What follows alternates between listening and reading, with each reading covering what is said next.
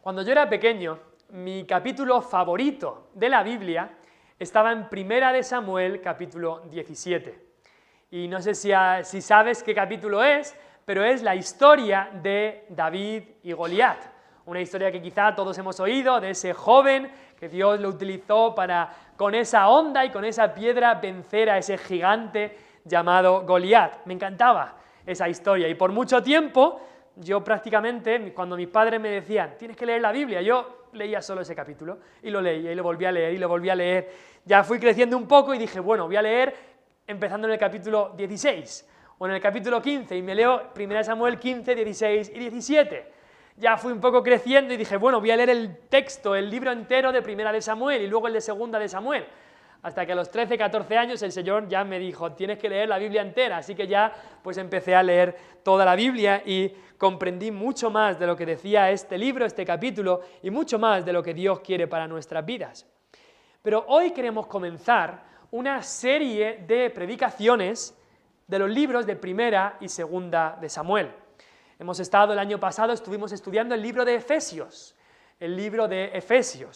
Después, hace ya unas semanas, estuvimos haciendo una serie sobre los distintivos, las descripciones de esta iglesia, que somos cristianos, evangélicos, bíblicos, etcétera, etcétera.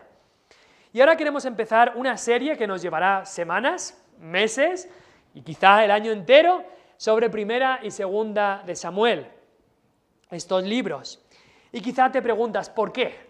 ¿Por qué estos libros? Hay otros libros que quizá te gustan más. Si has leído la Biblia, conoces los libros de la palabra de Dios y quizá dices, ¿por qué una serie de predicaciones sobre estos libros de 1 y 2 de Samuel? ¿Por qué dedicar el tiempo a estos libros que nos narran como historias y batallas y reyes y profetas? ¿Por qué? Pues en primer lugar porque es palabra de Dios, es palabra de Dios. Todo este libro es palabra de Dios, tanto el libro de Efesios como los Salmos, como los Evangelios, como el libro de 1 y 2 de Samuel. No hay una parte que sea más palabra de Dios que otra parte, todo es palabra de Dios. Los libros de 1 y 2 de Samuel en el original eran uno solo, cuando se escribieron eran uno solo, pero fue cuando se tradujo del hebreo al griego que se dividieron en dos para poder tenerlo más fácil nosotros, para que no fuera tan largo. Es más, cuando se escribieron, la gente lo llamaba entonces 1 y 2 de los reinos, y luego 1 y 2 de Reyes eran 3 y 4 de los reinos, de los libros de los reinos. Y esta historia tenemos que entender que es la historia del pueblo de nuestro Señor Jesucristo. Es de mucha importancia, es la historia de la nación escogida por Dios. Esto es palabra de Dios, el libro de 1 y 2 de Samuel. En segundo lugar, debemos estudiar este libro. ¿Por qué dedicamos tiempo a estudiar estos libros? Porque necesitamos el fundamento que el Antiguo Testamento establece. Tenemos en el Antiguo Testamento el fundamento para el Nuevo Testamento. Tenemos el fundamento de la ley, los primeros 5 libros escritos por Moisés, del Pentateuco. Tenemos también el fundamento de todas las profecías que hablaban de Cristo, de cómo el Mesías vendría, nacería de una virgen, de cómo un niño nos es nacido, hijo nos es dado, de todo lo que haría el Mesías, incluso su muerte en Isaías 53. Pero no solamente necesitamos la ley y las profecías, necesitamos también la historia.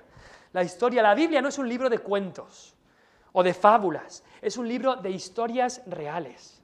Lo hablábamos en la escuela dominical, cuando enseñamos a nuestros hijos, Vanessa y yo hacemos hincapié de que no son cuentos lo que estamos leyendo aquí, son historias reales.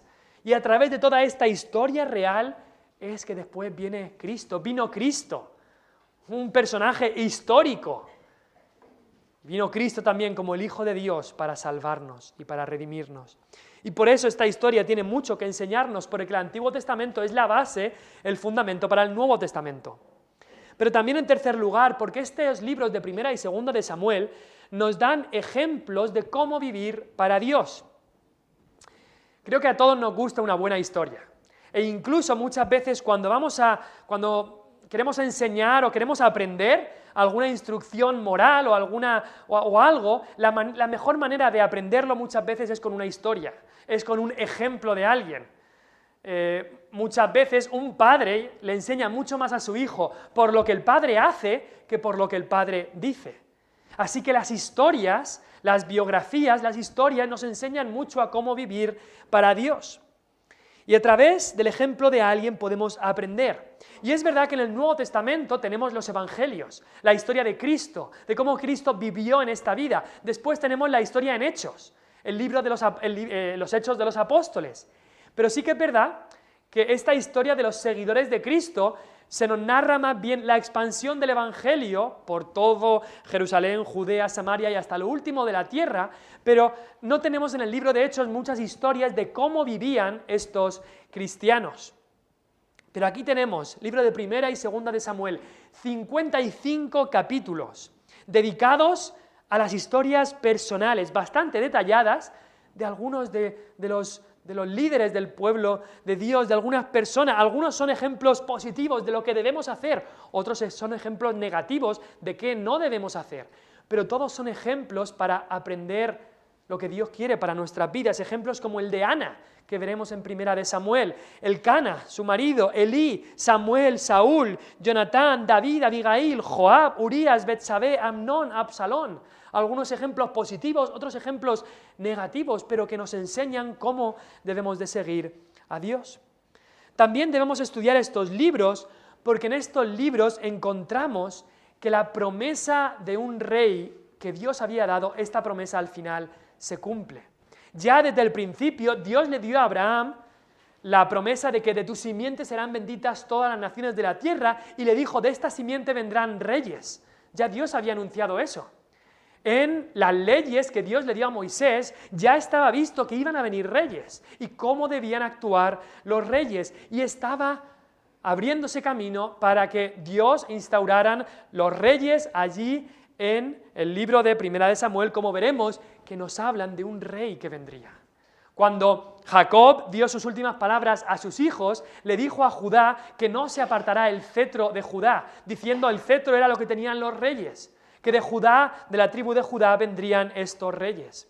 Así que en este libro encontramos que esta promesa del rey se cumple. Y uno de los 3 oficios de Cristo es que Cristo es rey. No solamente es profeta y sacerdote, que ya había profeta y sacerdote en Israel, pero Cristo es rey. Así que aquí vemos que llegan los reyes a el pueblo de Israel. En quinto lugar, vamos a estudiar Primera y Segunda de Samuel, porque el tema de este libro es muy importante y relevante. Y en cuanto al tema de estos libros, concuerdo con el pastor Joel Beeke. No sé si os acordáis, la conferencia Pasión por el Evangelio que hubo en noviembre del año pasado. Este pastor Joel Beeke es el que predicó, y él dice, y estoy de acuerdo con él, que el tema de este libro es, de estos 2 libros, de Primera y Segunda de Samuel, es la soberanía de Dios en humillar y exaltar líderes, ya que Él ve el corazón, para así preparar el camino del Mesías que vendría. Lo voy a repetir. El tema de estos libros es la soberanía de Dios en humillar y exaltar a líderes, ya que Él, Dios, ve el corazón, para así preparar el camino del Mesías que vendría. Es un libro, son 2 libros, Primera y Segunda de Samuel, aunque es uno en realidad, son libros que promueven la humildad delante de Dios, delante del que es el Rey de Reyes, y así también fomenta esa esperanza en un Rey Mesías que vendría. Es muy curioso, en este libro de Primera y Segunda de Samuel vemos a los 2 últimos jueces. Vemos a Elí, el juez Elí, y el juez Samuel. Elí, como él se aparta del camino, Dios lo humilla, y a Samuel Dios lo exalta. Y vemos lo mismo otra vez con los primeros 2 reyes. El rey Saúl, aunque empieza bien, al final Dios lo humilla, y David, Dios lo exalta. Y ya iremos viendo todas estas cosas. Pero el tema de este libro es muy importante porque nos enseña que la humildad es la clave de la vida del Hijo de Dios, y aquellos que se humillan serán exaltados, y los que se exaltan serán humillados, dice la palabra de Dios. Y también es importante estudiar estos libros, en sexto lugar, porque los días que vivimos hoy en día no son tan diferentes a los días que estaban viviendo en esos tiempos. Así que, ¿por qué estudiamos estos libros? Pues porque es palabra de Dios, porque necesitamos este fundamento histórico que el Antiguo Testamento establece, porque nos dan ejemplos de cómo vivir para Dios, porque en este libro encontramos a ese rey que Dios había prometido y que ese rey veremos que se cumplirá todo en Cristo. Estos libros nos hablan de Cristo, del reinado que Cristo vendría a poner, de una manera como sombra o como tipo, pero nos habla de lo que Cristo vendría a hacer. También porque el tema de este libro es muy importante y porque los días que vivimos hoy en día son muy parecidos a los días que vivían entonces. Y de este último punto, de que los días nuestros, el tiempo que vivimos es parecido a lo que se vivía entonces, aquí queremos ver un poco el trasfondo de este libro, el trasfondo del libro de Primera de Samuel, porque no vamos a poder entender muchas de las cosas que se hacían, muchas de las cosas que ocurrían ahí, si no entendemos el trasfondo de lo que estaba ocurriendo. Necesitamos entender que el libro de Primera de Samuel está enmarcado, empieza en el periodo de los jueces. Por eso hemos leído antes algunos textos del libro de Jueces, porque el libro de Primera de Samuel, cuando empieza, sigue Israel estando en la época de los jueces. Tenemos que hacer un poco de repaso de la historia del pueblo de Israel. Quizá os acordáis, Abraham fue elegido por Dios y de su simiente vendría el pueblo de Israel. Tuvo su hijo Isaac, su nieto Jacob, de Jacob nacieron los 12 patriarcas y al final los 12 patriarcas fueron a Egipto. Y estuvieron allí de esclavos 400 años. Y allí al final, lo habréis leído, lo habréis escuchado, el pueblo de Israel salió de Egipto. Después de las 10 plagas, salieron de Egipto y Dios les llevó al desierto. Allí le da Dios su ley a Moisés. Pero después, por la rebeldía y la cobardía del pueblo, tienen que pasar 40 años dando vueltas en el desierto porque no habían querido creer a Dios. Y como ha leído antes Sebi, Dios los soporta en el desierto, pero acaban estos 40 años. Y liderados ahora por Josué, Moisés no puede entrar en la tierra prometida, pero Josué sí, Josué entra con ellos a la tierra prometida, entran a la tierra de Canaán, destruyen 7 naciones allí y Dios les da herencia en ese territorio. Pero ¿qué pasa cuando ya están allí, en la tierra prometida? ¿Qué es lo que pasa? Pues como leyó Sebi allí en Hechos, que Pablo hace un resumen, por 450 años Dios les da jueces hasta el profeta Samuel. El profeta Samuel es el último de los jueces. ¿Y cómo es este periodo de los jueces? ¿Qué es lo que ocurre en este periodo de los jueces? Si podéis ir conmigo a Jueces capítulo 2, que hemos leído antes. Jueces capítulo 2. Porque tenemos que entender lo que pasa en el libro de los jueces, cómo fue el periodo de los jueces, para poder entender lo que vamos a ir viendo las próximas semanas en el libro de Samuel. ¿Cómo es este periodo de los jueces? Pues lo hemos leído ahí, en Jueces 2, y empezábamos en el versículo 10 diciendo que se levantó una generación que no conocía a Dios. Qué triste es que se levante una generación que no conocía a Dios. Una generación entera que no conocía a Dios. Eso nos tiene que decir también algo de esos padres que no habían enseñado a sus hijos en los caminos de Dios. Qué triste que se levante una generación que no conocía a Jehová ni la obra que Él había hecho por Israel. Y después del versículo 11 hasta el 23, allí en Jueces 2, nos da un resumen entero de qué era lo que pasaba en el libro de Jueces. Y es que vemos un ciclo que se repite una y otra vez en el libro de Jueces. Un ciclo que se repite una y otra vez.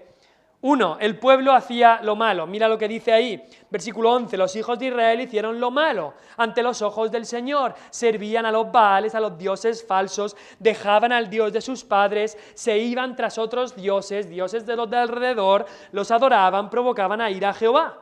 Cambiaban a Jehová por Baal y Astarot. Cambiaban la gloria del Dios incorruptible por la semejanza del hombre corruptible. Adoraban a hombres, adoraban a animales, adoraban al sol y a todas esas tonterías. Dejaban a Dios y adoraban a los dioses falsos, hacían lo malo.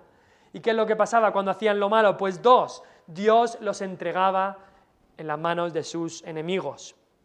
Leemos ahí, versículo 14, se encendió contra Israel el furor de Jehová, se encendía la ira contra ellos. Dios había prometido, la paga del pecado es muerte, y ellos se iban en sus pecados y se dejaban llevar por los pecados y Dios les traía destrucción. los dejaba vendidos en mano de sus enemigos. Todos los enemigos de alrededor venían a atacarles, no podían hacer nada, no podían hacerles frente, les daban por todos lados y no podían hacer frente a sus enemigos. Así que hacían lo malo y 2, Dios los entregaba a sus enemigos. 3, ¿qué pasaba? Pues el pueblo clamaba a Dios. Cuando estaban en aprietos, entonces sí que se acordaban de Dios. Cuando estaban en problemas, entonces sí que clamaban. Y tenían gran aflicción, como dice el versículo 15 al final del versículo. Y clamaban a Dios. Y nos dice ahí que Dios en su misericordia, Dios era movido a misericordia por los gemidos del pueblo de Israel a causa de los que los oprimían y afligían. El pueblo clamaba a Dios y Dios los escuchaba. Entonces 4, Dios levantaba un juez. Dios escogía un juez y lo levantaba para que actuara. Versículo 16, vemos que Dios levantó jueces que los librasen de mano de los que los despojaban. Dios estaba con el juez, nos dice la palabra de Dios. Entonces 5, el juez vencía a los enemigos. Nos dice ahí que los jueces los libraban de los que los despojaban, que el juez los libraba de mano de los enemigos. Todo el tiempo de aquel juez volvían a tener algo de paz. Volvían a estar tranquilos. Había un periodo breve de paz mientras estaba el juez.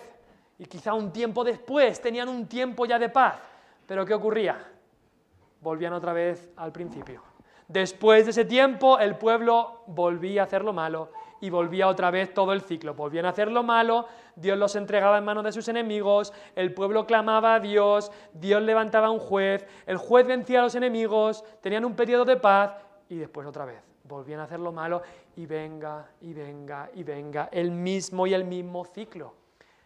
Mucho cuidado con pensar que esto debe ser el ciclo también de nuestra vida. La Biblia dice, es verdad, que 7 veces cae el justo y vuelve a levantarse.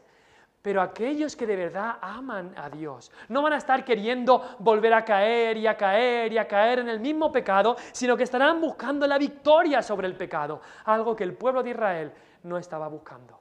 Se habían apartado de Dios, habían dejado a Dios, solo clamaban a Dios cuando les iba mal, y vemos que este ciclo no es un ciclo que se repite así y sigue igual, sino podríamos verlo un ciclo que va cada vez más abajo, y cada vez más abajo, y cada vez se degeneran más, y cada vez se depravan más, y cada vez la ira de Dios va aumentando más y más en contra del pueblo. Un pueblo que Moisés y Josué habían dejado, Josué diciendo, escogeos hoy a quien sirváis, pero yo y mi casa serviremos a Jehová, y todo el pueblo decía, sí, queremos servir a Jehová, claro que sí, claro que sí. Y después comienzan a dejar estas cosas en su vida, y este ciclo se comienza a repetir, hasta que van degenerándose cada vez más y cada vez más. Y este es el trasfondo del libro de Primera de Samuel. Pero ¿a qué lleva este proceso? Pues en los capítulos de jueces vemos de bastantes jueces que van con este proceso. Otoniel, Ahod, Samgar, Débora y Barak, Gedeón y Abimelech, Tola y Jair, Jefté, Ibzán, Elón, Abdón y Sansón es el último que aparece ahí en el libro de jueces. Muchos jueces, y vemos que esta espiral va siendo cada vez peor y peor. Y después de estos capítulos, después del capítulo 16 de jueces, es algo muy interesante porque el autor del libro de jueces deja de hablarnos de distintos jueces y nos cuenta 2 historias. 2 historias en el libro de jueces que nos explican la depravación y degeneración a la que había llegado el pueblo de Israel. Si vas a Jueces 16, verás que Jueces 16 habla de Sansón, pero ya a partir del 17 ya no se habla de los jueces, sino que se habla 2 historias sobre cómo estaba el pueblo de Israel. Y es curioso que estas 2 historias que aparecen en la conclusión del libro de Jueces empiezan y acaban de la misma manera. Mira el versículo 17, versículo 6, capítulo 17, versículo 6, dice, en aquellos días no había rey en Israel, cada uno hacía lo que bien le parecía. Capítulo 17, versículo 6, y como es el último versículo de Jueces, que lo hemos leído antes, 21-25, en estos días no había rey en Israel, cada uno hacía lo que bien le parecía.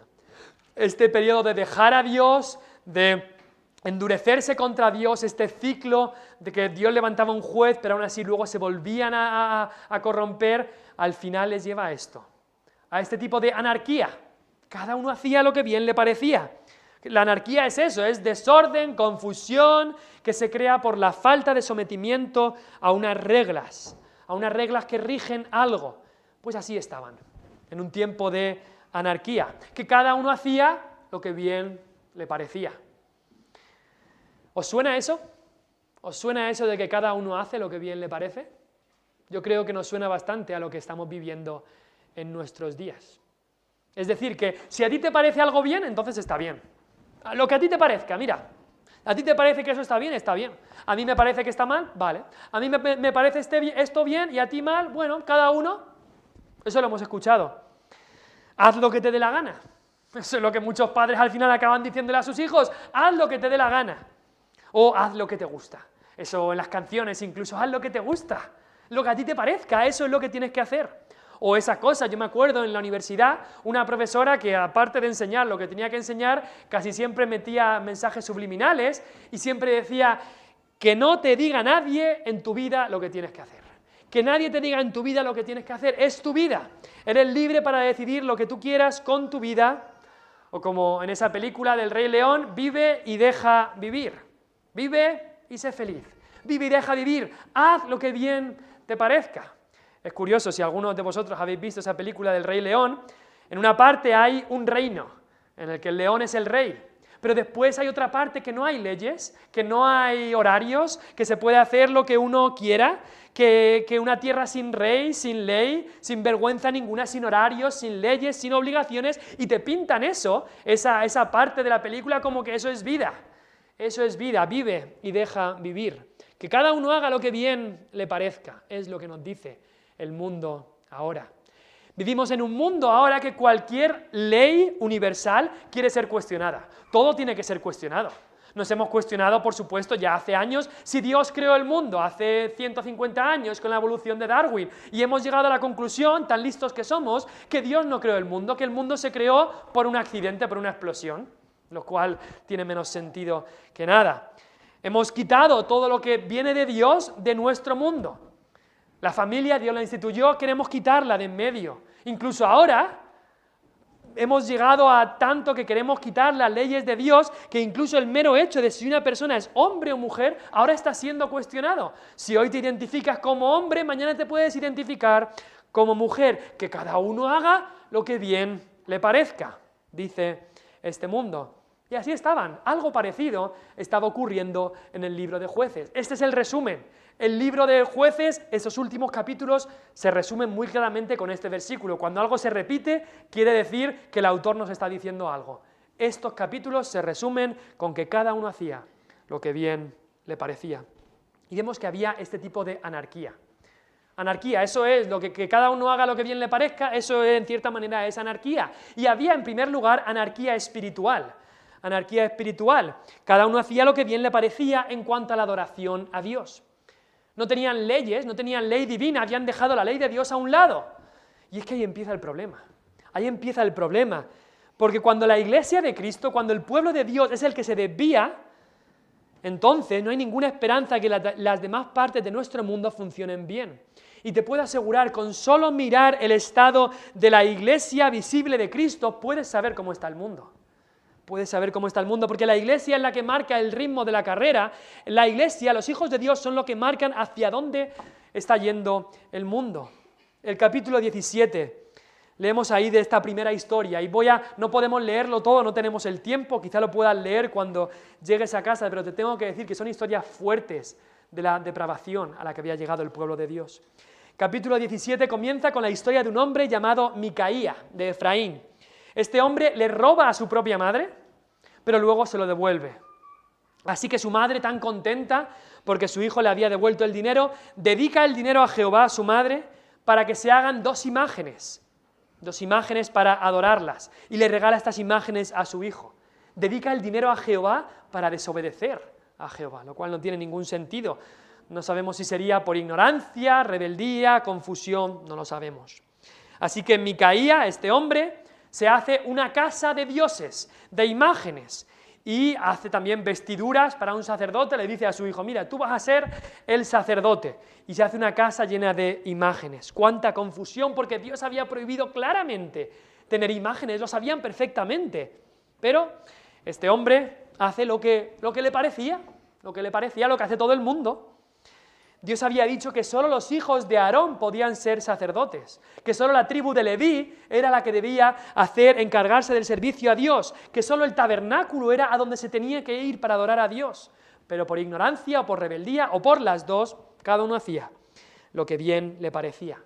Pero vemos aquí en este texto que de repente un levita aparece en la escena, y un levita llega hasta la casa de este hombre Micaía, y diríamos, qué bien, Dios ha enviado a este levita para que le diga a este hombre cómo se tienen que hacer las cosas, cómo es la ley de Dios, para que este hombre Micaía se arrepienta y adore a Dios como debe adorarse a Dios. Pero nada más lejos de la realidad. Este hombre levita llega ahí y Micaías le ofrece dinero para que sea su sacerdote y su padre espiritual. Le dice, mira, yo te pago, tú eres levita, eres de una buena familia, yo te pago y tú eres mi sacerdote. Y dice, ahora sé que Dios me va a prosperar porque tengo estas imágenes y encima tengo a un levita como sacerdote. Así que por 10 monedas, por ropa y pan, este levita traiciona a Dios. Él sabía la verdad, este hombre. Él conocía la palabra de Dios, la Biblia. Sabía que el segundo mandamiento dice claramente, no te harás imagen. Y va allí a un santuario lleno de imágenes. Este hombre debía estar consagrado a Dios, pero amaba más el dinero que a Dios. Así que este hombre abandona su ministerio en el tabernáculo de adoración para ganar así más dinero adorando a dioses falsos. Y no se queda ahí. Leemos en el siguiente capítulo, el capítulo 18, que es como que le hacen una nueva oferta de trabajo. Y a este levita que había llegado ahí le proponen un ascenso.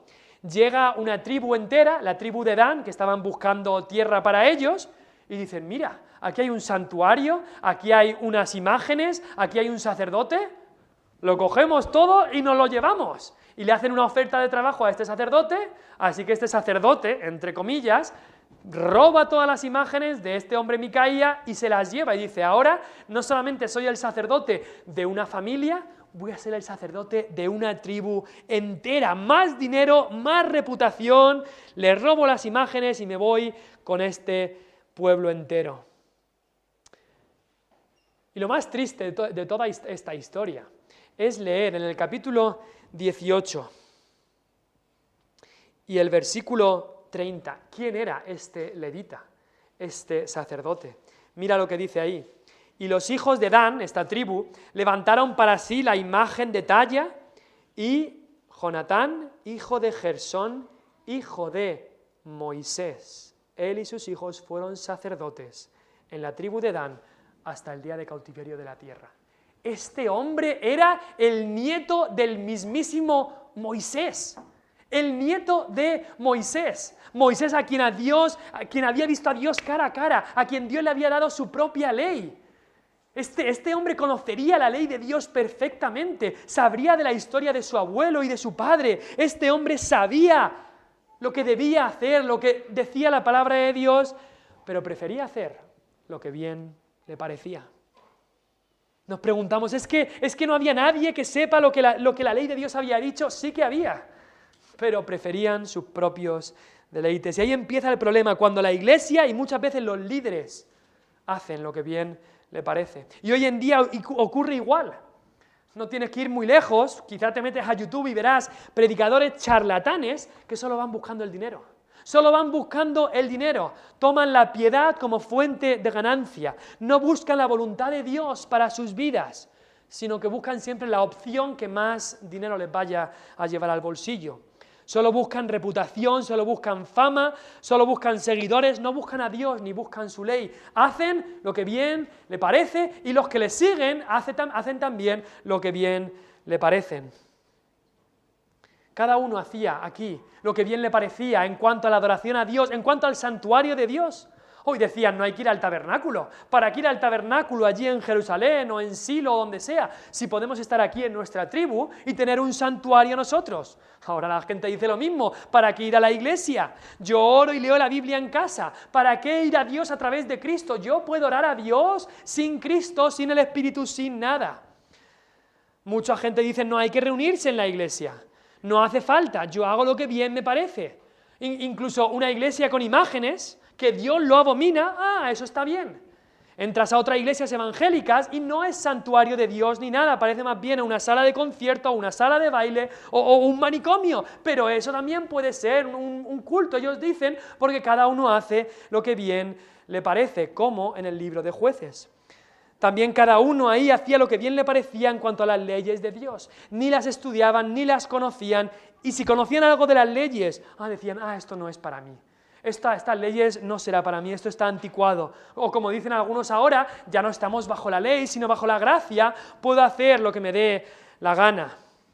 Es muy triste para mí darme cuenta que este era el nieto de Moisés. El nieto de Moisés, tantos privilegios siendo el nieto de alguien que Dios había utilizado tanto.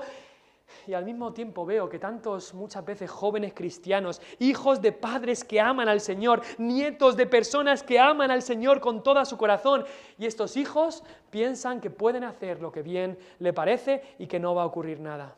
Y como dice aquí, se levanta una generación que no conoce a Jehová, una generación sin ley. Y te tengo que decir, si estás aquí, tienes padres cristianos o abuelos cristianos, tienes de los mayores privilegios que tiene una persona. Y si dejas al Señor, si piensas que puedes hacer lo que bien te parece, vas a acabar como acabó este pueblo. Algunos es verdad que se alejan de las cosas de Dios directamente, pero otros hay que de palabra dicen que siguen a Dios, pero han descubierto la manera correcta de servir a Dios, que yo sé más que mis padres y yo puedo hacerlo mejor que ellos. Y ahora son otros tiempos y lo que me habían enseñado era puro legalismo y dejo todo eso. Pero la Biblia nos dice que no dejemos los caminos, los linderos antiguos que marcaron nuestros padres. Y al final son como esa generación de jueces, que se levanta una generación que no conoce al Señor. Siguen a Dios a su manera algunos, pero según lo que les parece. Y eso es en contra de la palabra de Dios y lleva a la perdición.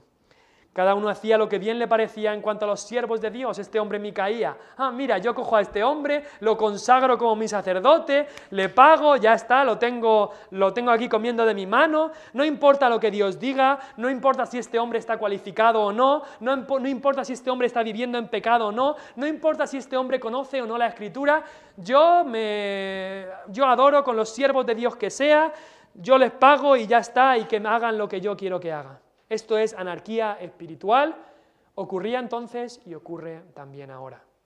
Y esta anarquía espiritual les llevó a una anarquía más profunda, que fue una anarquía moral.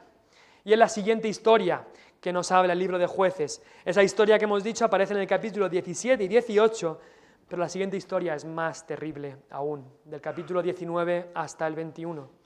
Es una historia que nos habla de la decadencia a la que se llegó. Y empieza también con otro levita, otro de la tribu de Leví, de esta tribu escogida. Y este levita tenía 2 mujeres, cuando Dios había dicho claramente que eso era pecado. Ya empezamos mal. Capítulo 19, no lo podemos leer todo, pero leemos que este levita tenía 2 mujeres, estaba viviendo en poligamia, tenía una concubina. Dios había instituido claramente el matrimonio, un hombre y una mujer, pero como cada uno hacía lo que bien le parecía, entonces, según ellos daba igual. Muchos leen esto y se tiran las manos a la cabeza, pero porque leen de la poligamia en la Biblia, que Dios la aborrece, pero no se dan cuenta que estamos en lo mismo en el día de hoy. Mira la tasa de divorcios que hay en España, la tasa de adulterio que hay en España. Es que eso es menos malo, es pecado igual. Pero no solamente eso, vemos también, dice aquí que, versículo 2, y su concubina le fue infiel, había también adulterio, había promiscuidad. La concubina de este levita se va con otro, y lo podemos ver en el libro de los jueces. El último juez que se menciona es Sansón, y Sansón tuvo una vida de inmoralidad también. Y ahora esta historia cuenta que este levita, su concubina, estaba viviendo en poligamia, su concubina le es infiel, y este levita va a hablar con el padre de su concubina, de su mujer, y a ver si hay reconciliación, y la vuelve a traer a casa. Su suegro le insiste en que se quede más y más tiempo y más tiempo, pero al final trae una tarde, ya salen de la casa de su suegro, sale él con su concubina, con su mujer, y ya van de noche haciendo el camino, ya van hacia casa. Pero se les hace de noche en el camino y tienen que buscar un lugar para dormir. Hay una ciudad extranjera cerca, pero este levita era muy orgulloso del pueblo de Israel y dice, yo no voy a ir a ciudades extranjeras, yo voy a ir a ciudades que sean solamente del pueblo escogido de Dios. Pero lo que no sabía él es que la ciudad a la que iban a llegar era una ciudad muy malvada, mucho peor incluso que ciudades extranjeras. Estaban en la tribu de Benjamín, en la ciudad de Gabaá. Llegan a esa ciudad, el hombre, su mujer y el siervo llegan a la ciudad y nadie les ofrece un hogar para hospedarse. Eso era una norma, eso era una regla del pueblo de Dios, ser hospitalarios, ayudar a los demás, dar una comida a aquellos que venían. Pero como cada uno hacía lo que bien le parecía, yo no me voy a pringar para ayudar a esta persona, que se apañen, ¿no? Que se apañen. Cada uno hacía lo que bien le parecía. La falta de hospitalidad era asombrosa. Y bueno, llega un anciano de esta ciudad, los ve ahí en la plaza del pueblo y les dice, venid por favor a mi casa, yo os doy comida, estar por favor en mi casa. La cosa se viene, pero la cosa aún se pone mucho, mucho peor. Esa noche, los hombres de la ciudad, hombres muy malvados y depravados, vienen a la casa donde había venido este levita y su concubina y le dicen al anciano que los había acogido, saca a este levita, queremos tener relaciones con él. Estos eran los hombres de esa ciudad, querían tener relaciones con este levita, así de claro. Esta ciudad era una ciudad que se había entregado a la sodomía, al homosexualismo. El mismo pecado que había en Sodoma ahora estaba en el corazón de una ciudad del pueblo mismo de Dios. ¿Y sabes qué? Esto es a lo que llegamos cuando hacemos lo que cada uno piensa que está bien, cuando hacemos lo que cada uno hace lo que bien le parece. El anciano que era el anfitrión ahí les dice, no, por favor, no hagáis esta gran maldad. Y empiezan ahí a meterse con él, así que el levita, en una falta de amor y respeto tremendo hacia su mujer, saca a su mujer allí, donde estaban estos hombres malvados, depravados y degenerados, y ellos abusan de ella, la violan por toda la noche hasta que la mujer muere. Una historia trágica, una historia de degeneración, depravación, una historia horrible que nos dice hasta dónde llega la gente cuando hacemos lo que bien nos parece. Y quizá diremos, uy, qué historias más horribles, cómo alguien puede llegar a tal punto de degeneración, esto debe ser lo más bajo de la historia humana. Pues mira un poco la nación en la que vives. ¿Piensas que estamos mejor nosotros? ¿Piensas que esto no ocurre en nuestra propia España querida? Quizá estamos nosotros peor incluso. El homosexualismo ya es algo que se debe aceptar o si no está fuera de la sociedad. Hay depravación moral totalmente, hay, sí, violaciones grupales, las llamadas manadas. La gente se está degenerando cada vez más. ¿Por qué? Porque hacen lo que bien le parece. Y a esto llegamos cuando se levanta una generación que no conoce a Dios. A esto llegamos cuando la iglesia, que tiene la palabra de Dios, deja la palabra de Dios y piensa que podemos hacer lo que bien nos parece. A eso llegamos cuando se levanta una generación que no conoce a Dios. Anarquía espiritual, anarquía moral. En la moralidad, en cuanto a la familia, en cuanto a la hospitalidad, todo. Cada uno hace lo que bien le parece y al final esto lleva a una anarquía nacional. Esto llevó a Israel a una guerra civil. El levita le dijo a todo el pueblo de Israel lo que había ocurrido con su mujer, cómo había sido abusada y había muerto. Y todo Israel se une, pero Benjamín, la tribu de Benjamín, dice, nosotros vamos a defender a ese pueblo hasta el final. Y hay una guerra civil en la que mueren muchísimos de Israel, tanto de un bando como de otro. Mueren muchísimos por el juicio de Dios, porque cada uno hacía lo que bien le parecía. Y si estás aquí, te lo tengo que decir directamente, si estás aquí y tú piensas que no pasa nada por hacer lo que bien te parezca, que no pasa nada por dejar este libro a un lado, que no pasa nada por dejar los consejos de tu padre a un lado y de tu madre, que no pasa nada por dejar a Dios a un lado y hacer lo que bien te parezca, te tengo que decir que hay malas noticias para ti.